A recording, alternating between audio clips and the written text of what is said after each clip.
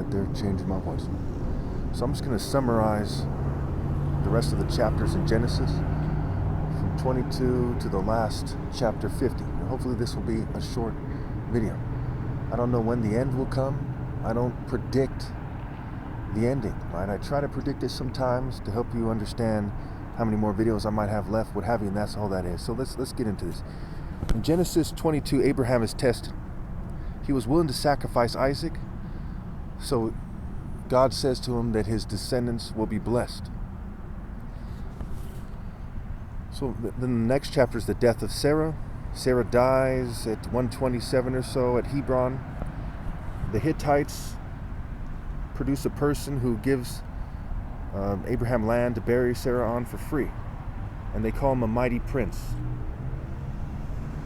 In Genesis 24, Isaac and Rebekah are talked about. Abraham sends his servant, which is very key. He sends his servant to find a wife for Isaac, and he sends him to Bethuel and Laban, his family members, and that's where they find Rebekah, who comes to him at a certain time that the servant says, was revealed to him by God, what have you, and she gives him water and his camel water, and this has implications on the meaning of water in the Bible, the spirit, well-being, righteousness, justice, what have you. So in Genesis 25, the death of Abraham is said to, was talked about. And before he dies, he took another wife, Keturah, and has more children. He dies at 175 years old, and he gives gifts to his sons and leaves his entire inheritance other than that to Isaac. In that chapter, it also says that there's two nations that are in Rebekah, referring to Jacob and Esau, and that they'll become nations.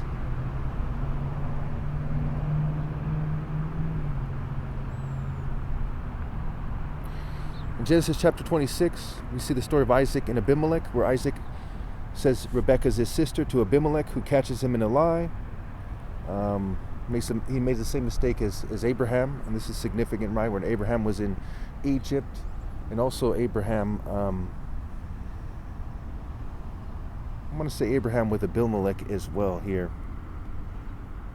but don't quote me on that. That's not so important here. I'll correct it in the comments if I remember. So Isaac becomes wealthy, and he has troubles with the Philistines, who kind of sabotage his will. And he has trouble with the herders of Gerar, and he labels wells that he had disputes with them over.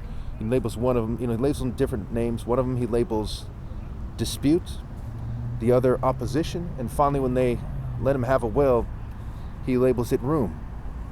And he goes on to make a deal with Abimelech over a well, which he calls Sipnah, or something to that effect, which means oath or seven. And that's key there, right? It goes back to the 7 being the number of the oath, and the 7 ewe lambs I talked about in the past here. Okay, so in Genesis 27, if you have any questions about 26, put in the comments. Jacob is said to take Esau's birthright. Basically, Jacob cheats Esau by waiting until he's very hungry, okay?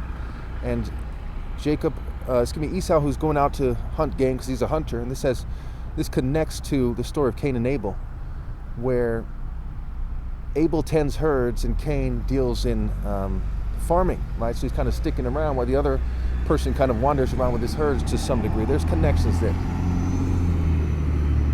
But in this story, Esau's the one who's the hunter, who's dealing with the animals, and Jacob is at home making the stew.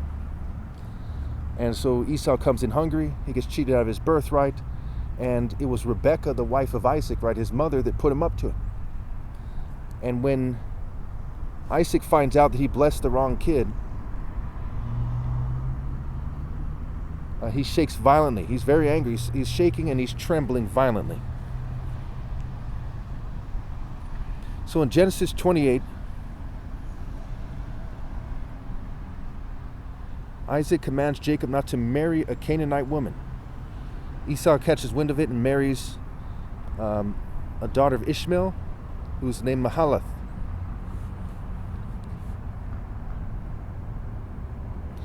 So Jacob is on a journey, and he finds a place, which will later become known as Bethel, where he lays his head on a stone and has a dream. So he feels like Bethel is the house of God, the gate of heaven, because in his dream God said that his descendants would be like the dust. Now keep in mind that Jacob in Isaiah is called a worm. And in Isaiah it says that the worm licks dust, right? The snake licks dust. Or somewhere in the Bible it talks about how the snake licks dust, and how the worm that consumes the rebels, the worm / the snake that consumes the rebels, will never be satisfied, and the fire that burns their souls will never be quenched. To make a long story short, anyone who thinks the details of this story matters should probably be stoned to death or something, so to speak. I mean, it's outrageous. But so in chapter 29, basically, Jacob goes to his relatives, and he has to work 14 years, right, for 2 wives. And what happens is they start cheating each other. And then Jacob leaves with his wives, and he kind of sneaks out, and his wife's father or brother, they come after him, and they try to say, hey, what's going on here? Why are you leaving? And they talk about how they cheated each other and so on and so forth. And eventually Jacob runs into Esau, and so on and so forth. And they kind of sort of make up with each other, not really. And then Jacob kind of tricks him and goes a different way. Now eventually it takes us to the story of Dinah in chapter 34 or so, where Dinah is somebody who's related to Abraham, what have you, and Jacob. And what happens is she gets raped by a group of people, and they go there and they kill all of them, and they take their women and so on and so forth. They take their stuff and they plunder them, which is symbolic of why sexual immorality ends the world, right?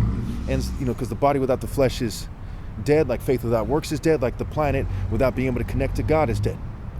And that leads us to the story of Joseph, where, Jacob likes Joseph more than his other brothers. He gives him a fancy coat. His brothers kind of rough him up, throw him into a well, sell him to the Ishmaelites. He comes to Egypt. Okay, he basically gets falsely accused of something. He finds his way out of it, and his brothers come by, and he notices them. He gives them a hard time for a while, falsely accuses them of stealing, and then eventually reveals himself to them. And eventually, he has 2 children. He goes and meets his father Jacob, and they end up moving back to Egypt. And that's basically where Genesis ends, right? There's some dreams and so on and so forth, but there's nothing that's significant there. So as we reflect on Genesis, right, what was it about, right? So we had the beginning, right? We had Cain and Abel, Noah's Ark, okay, the genealogy that shows the Nimrod argument I've been making is sound. You have the Tower of Babel. I've proven definitively that the only logical interpretation is that these people were in rebellion against God and Nimrod. Or else it would have said that Nimrod commissioned the tower when they said it among themselves. And then we go into the story of Abraham, and I've gone over that in recent videos. And Abraham also, led various expeditions. Now, you got to realize the Bible, first and foremost, is a story with a moral. And the essence of the story is love God with all your heart in the divine order, do unto others as you would have them do unto you. Don't rebel against God and I, right? It's in Proverbs 16:12, Proverbs 21:24 or so. And so it keeps going on and on. 1 Samuel 15 or somewhere around there, it's talking about how they can't reject the order of God. They can't reject the word of God. Rebellion is like divination and idolatry. Arrogance is also like divination and idolatry. It says things like this, okay? So it's making it hard for me to talk here. But again, when it's the Messiah speaking, it's more important than anything in the Bible. So you see how it's a waste of time to summarize Genesis. They basically weaponized their book, which was weaponized to begin with, to try to pretend that they're chosen, to try to pretend they're superior. Then it made it harder for me to explain it so they can turn around and say, he doesn't know what he's talking about. But we're talking about morality. First and foremost, the Bible is about the golden rule and the greatest commandment. That's what we're talking about. Christ as a character in the story talks about how endless genealogies are stupid. Proverbs 17:2 says a prudent servant will rule over a disgraceful son and share the inheritance as one of the family, right? Rule over, right? The throne is established in righteousness. We see Christ as a character in the story says, those who obey God, right? Those who do the commands of God are his family. Not necessarily Jew or Gentile. We see Paul reiterates this in Galatians 3:28. See, Christ in the parable of the tenant says the kingdom of heaven will be taken away from him. Okay, so by default, you're looking for the fruits of righteousness and justice, which are the fruits of God. That's why my religion is universal, pinpoint, and moral precision. Not this denomination or that denomination or this argument or that argument. It's universal, pinpoint, and moral precision. And interpreting the Bible as a story with a moral. So stay tuned to the next video I'm going to make today.